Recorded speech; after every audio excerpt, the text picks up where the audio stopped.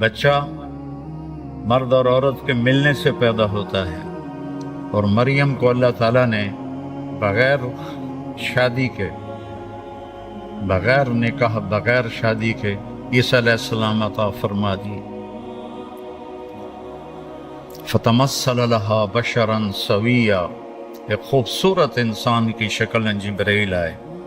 انی اعوذ بالرحمن منک ان کنت تقیا، میں اللہ کی پناہ مانگتی ہوں تیرے شر سے۔ وہ کہنے لگے ڈرو نہیں، میں انسان نہیں، انما انا رسول ربک، میں فرشتہ ہوں، تو میرے پاس کیا لینے آئے ہو؟ لأہب لک غلاما زکیا، آپ کو ایک بہت پاکیزہ بچہ اللہ دینے والا ہے۔ انا یکون لی غلام، بھلا مجھے بیٹا ہو سکتا ہے؟ لم یمسسنی بشر، میں نے تو شادی نہیں کی، ولم اکو بغیا، اور میں بدکار نہیں۔ اور بیٹا ہونے کے دو راستے ہیں، ایک حلال ہے جو شادی سے ہوتا ہے، ایک حرام ہے جو بغیر شادی کے ہوتا ہے۔ تو حرام میں کر نہیں سکتی، شادی میری ہوئی نہیں، تو مجھے کیسے بچہ ہوگا؟ قال کذالک قال ربک هو علی ہین، مریم یہ تو مسئلہ ہی کوئی نہیں۔ وَلَنَجْعَلَهُ آیَةً لِلنَّاسِ، وہ تیرے رب کی نشانی بنے گا۔ وَكَانَ أَمْرًا مَقْضِيًّا، وہ تو تیرے دنیا میں آنے سے پہلے ہی فیصلہ ہو چکا تھا کہ تجھے بن خامند کے اللہ بیٹا دے گا۔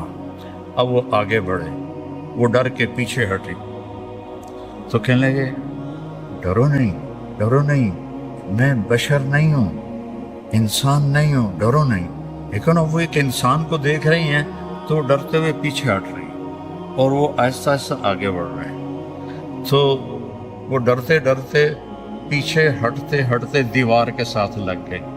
اب اس سے آگے تو جانے کا کوئی راستہ نہیں تھا، تو جبریل تسلی دیتے ہوئے آتے گئے آتے گئے آتے گئے، یہاں تک کہ ان کے یہاں سے پکڑا کرتے کو، یہاں سے جسم کو ہاتھ نہیں لگایا، ان کے کرتے کو یہاں سے پکڑ، اسے یہ کھلے ہوتے تھے یہ، اور یوں کر کے اپنی طرف ایسے پھونک ماری، یہاں پھونک ماری۔ فنفخنا فیہ من روحنا صدقت بکلمات ربها وکتبہ وکانت من القانتین، تو ایسے انہوں نے پھونک ماری، فحملتہ، ساتھ ہی حمل ہو گیا، فانتبذت بہ مکانا قصیا، اور ساتھ ہی وہ ایک دور جگہ پہ تشریف لے گئیں۔ فَأَجَاءَهَا الْمَخَاضُ إِلَى جِذْعِ النَّخْلَةِ، اور اس کے ساتھ ہی درد ذیل شروع ہو گیا، اور ایک کھجور اوپر سے کٹی ہوئی، صرف اس کا تنا کھڑا ہوا، اس سے ٹیک لگائی اور بچہ پیدا ہو گیا۔ یا لیتنی مت قبل ھذا وکنت نسیا منسیا، آئے میں مر جاتی، لوگ میرا مرنا بھی بھول جاتے، میرا دنیا میں آنا بھی بھول جاتے۔ فناداہا من تحتہا، اب سامنے نہیں آئے، اب بے پردگی تھی تو پیچھے سے کہا لا تحزنی قد جعل ربک تحتک سریا، فکر نہ کر، یہ چشمہ اللہ نے نکال دیا ہے۔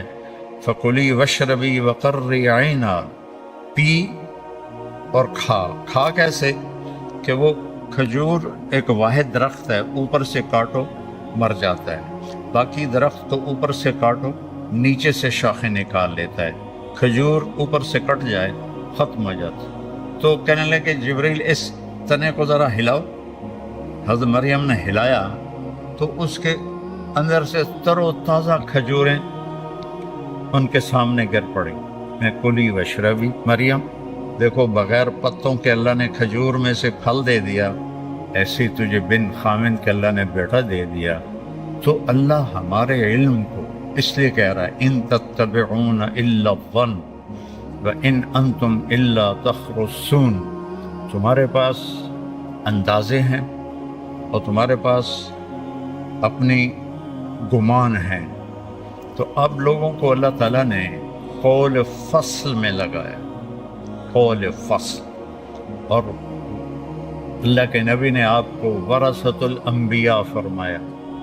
نبی وراثت کا، وارث کا کیا کام ہوتا ہے؟ وراثت کو سنبھالنا بھی، پھیلانا بھی، سنبھالنا بھی بڑھانا بھی پھیلانا بھی۔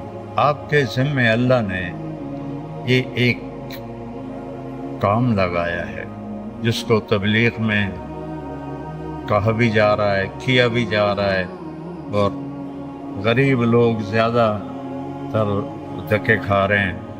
پچھلے ہفتے 2 جماعتیں تھیں، ایک بلوچستان کی تھی اور ایک گھوٹ کی سندھ کی، سارے غریب لوگ، ایک معذور تھا ایک ٹانگ سے، 1 سال پیدل چل رہی تھی، متوازی جماعتیں 1 سال پیدل چل رہی تھی۔ تو اللہ تعالیٰ نے ایک حجت قائم کر دی ہے کہ آپ نبی کے وارث ہیں، اب آپ نے جانا ہے، آپ کو مختلف مکاتب فکر ملیں گے، کسی کا نام بریلوی ہے، کسی کا نام دیوبندی ہے، کسی کا نام اہل حدیث ہے، کسی کا نام شیعہ ہے، کسی کا نام وہ مماتی ہے، کسی کا نام حیاتی ہے۔ یہ بے شمار قسم کے افکار آپ کو ملیں گے، اور ہر ایک مکتب فکر وہ شدت میں ہے اور دوسرے کی نفی، اور نفی نہیں نفرت۔ اگر آج کے ماحول اور علماء کو دیکھو گے تو آپ بھی متاثر ہو جاؤ، کسی نہ کسی کے پیچھے پڑ جاؤ گے آپ۔